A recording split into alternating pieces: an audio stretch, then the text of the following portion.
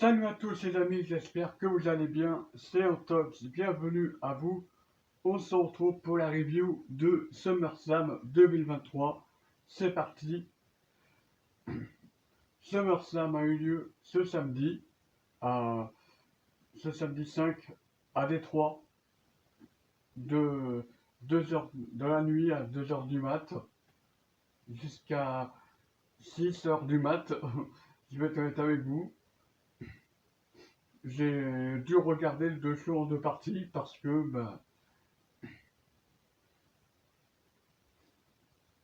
j'ai eu pas mal de choses à faire dans la vie privée et j'ai bien aimé le show, pour être honnête avec vous. Pour vous donner ma note du show, je vais mettre un bon 4 sur 5. Il y a une petite déception par rapport à un match. Je pense qu'il y a pas mal de gens qui vont savoir de quel match je vais parler en particulier. Mais sinon, dans l'ensemble, c'était un très bon show. On va pas se mentir. Opener de la soirée, c'est Ricochet qui affronte Logan Paul. Et c'était un très bon match. Franchement, c'était un très bon opener. Je vais mettre un bon 4 sur 5 pour cet opener. C'est un opener qui fait le taf parce que le match il a duré 10 minutes. C'était un match qui était vraiment plaisant à regarder. Les deux catcheurs prenaient des risques démesurés.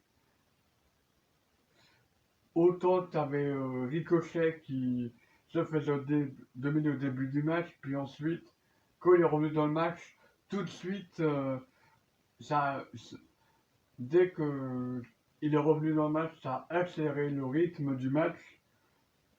Et Logan Paul il a suivi le rythme et ce qui nous a donné un bon match entre les deux, des moonsaults, des prises de risque, des plongeons, des splashs, enfin on a le droit à tout et n'importe quoi, jusqu'à que Logan Paul se serve d'un de ses acolytes de YouTube et il lui donne un point américain et il s'en sert pour frapper Ricochet avec pour le compte de 3. Et j'ai adoré la réaction de Samantha Irvine quand elle a annoncé la victoire de Logan Paul.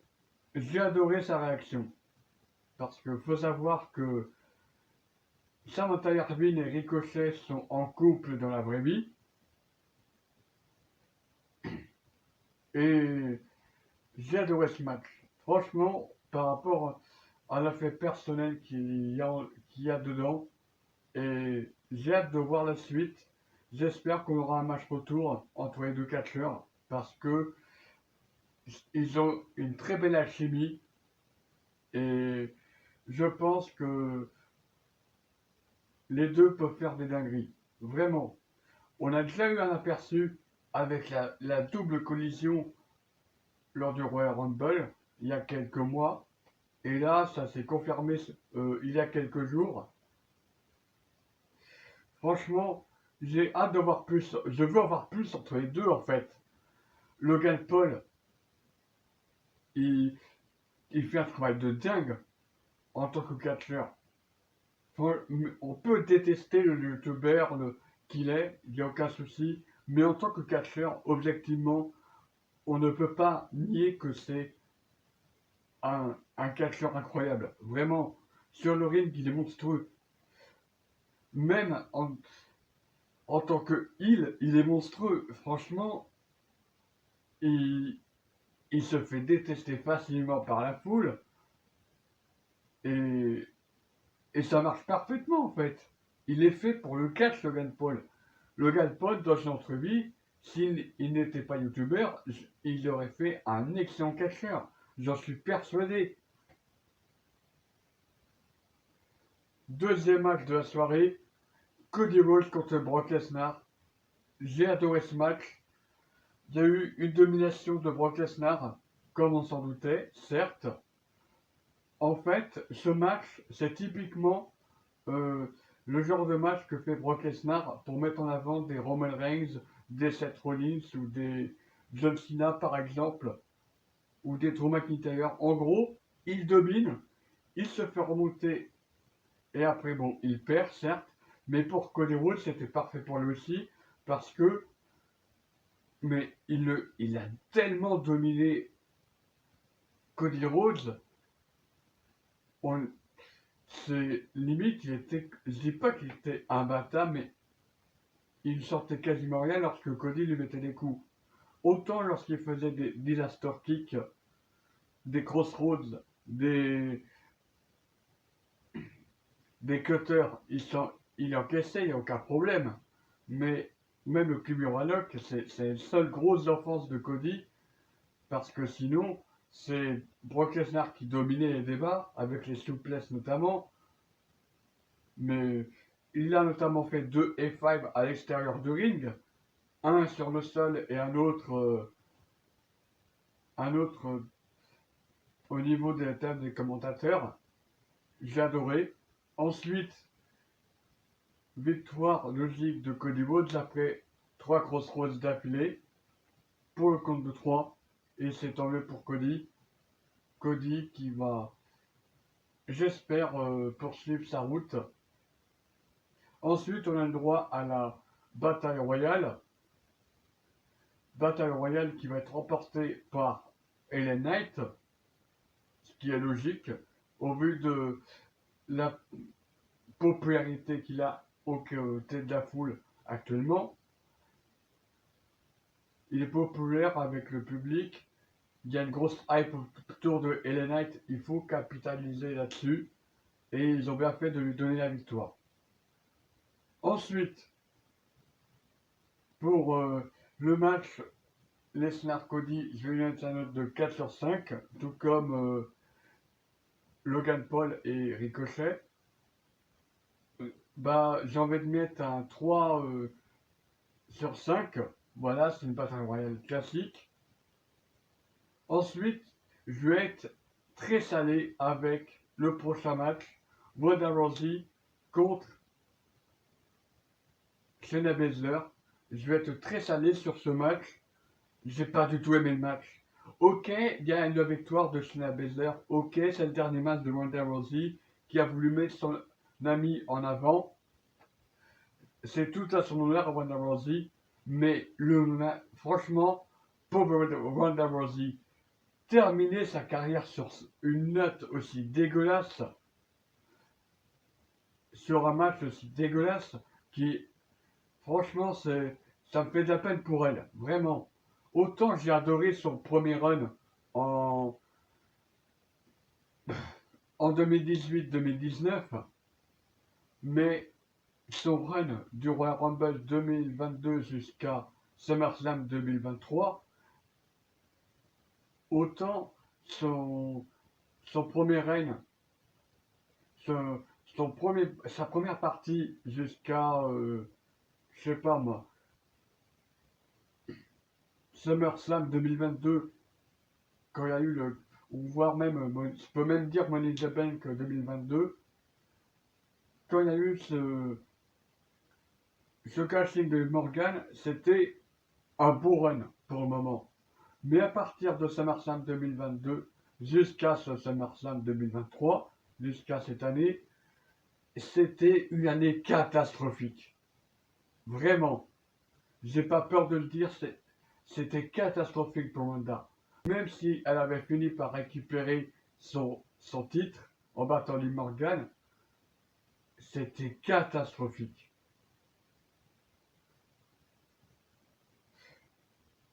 Ces matchs n'étaient pas bons. Elle était mal bookée. Même dans la division par équipe avec Shayna Baszler, pour la fin de son run, c'était catastrophique. C'est vraiment dommage pour elle parce qu'elle avait un potentiel de fou malade. Mais bon, les bookers lui ont filé de la merde, on va pas se mentir. On lui a filé de la merde. Et je n'accuse pas Hunter qui fait un très bon travail. On va pas se mentir. Hunter, il est peut rien. Mais voilà, pour moi, Ronda Rousey, elle aurait dû s'entraîner davantage à côté de ça. Franchement, il y a des torts des deux côtés. Les scénaristes et un peu Ronda Rousey aussi. Franchement, pour moi, il y a des torts des deux côtés. Et c'est vraiment dommage pour elle. Vraiment, elle méritait mieux que ça. Vraiment. Et à côté de ça, je suis très content pour Shayna Baszler parce que elle a été enterrée après son match contre Becky Lynch à WrestleMania 36. Elle a, elle a été très longtemps mise dans la mid-card. Et là, elle revient de très loin en battant Ronda Rousey. J'espère que ça, j'espère que ça va relancer une hype autour de Shayna Baszler. C'est tout ce que j'espère. En plus, elle a une belle connexion avec la foule en tant que face. Elle a fait un face turn en trahissant Ronda Rousey. Et elle a l'air d'être populaire, même si on n'aimait pas trop son personnage avec les Nia Jax. On l'a préféré en tant que Horsewoman avec Ronda Rousey. Euh, Marina Shafir et Jasmine Duke, il n'y a aucun problème là-dessus. Il y a eu son moment de tag team avec Nia Jax qui était pas mal, mais à côté de ça, la fête de tag team avec Natalia, c'était pas ouf. Même Tamina, c'était pas trop ouf, enfin, c'était pas trop ça quoi. Bref, Shayna Baszler, j'espère qu'elle va bien se relancer. Ensuite, je vais terminer par rapport aux 4 gros matchs. Drew McIntyre contre Gunther, le champion intercontinental. J'ai adoré le match. Je vais mettre un 4,5 sur 5. J'ai adoré le match. Il a eu tout ce que je voulais. Un match violent. Gunther qui conserve son titre. Des claymores. Des chops. Des cordes à linge. Des powerbombs violentes. Des deux côtés. J'ai adoré. Il y a tout ce que je voulais en fait. Un match brutal comme à Clash at the Castle ou à WrestleMania lors de Triple Menace. Il y a tout ce que je voulais en fait.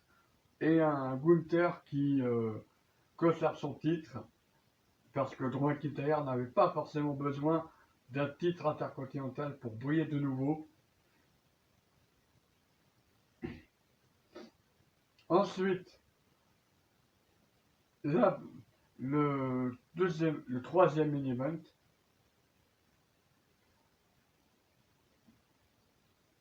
Alors, Seth Rollins contre Finn Balor. Victoire de Seth Rollins qui conserve son titre avec des interventions du Jeune Monday et des références à 2016, à SummerSlam 2016 où Balor s'est blessé après avoir battu Seth Rollins suite à un botch de Seth Rollins, powerbomb à travers la barricade, on s'en souvient tous. Il y a eu beaucoup de références à ce match avec le travail sur les épaules. Et ensuite, en fin de match, c'est allé très vite. On a longtemps cru que Rollins allait perdre avec les multiples interventions de John Monday, avec les coups de grâce de Finn Balor également. Mais au final, il a fallu que Damien Priest et Finn Balor s'engueulent, qu'il y ait la mallette entre les deux, que Seth profite de la distraction pour planter un stomp sur la tête de Balor qui heurte la mallette de Damien Priest pour la victoire et le compte de 3. Rollins qui conserve son titre en se débarrassant de John Monday. Ensuite,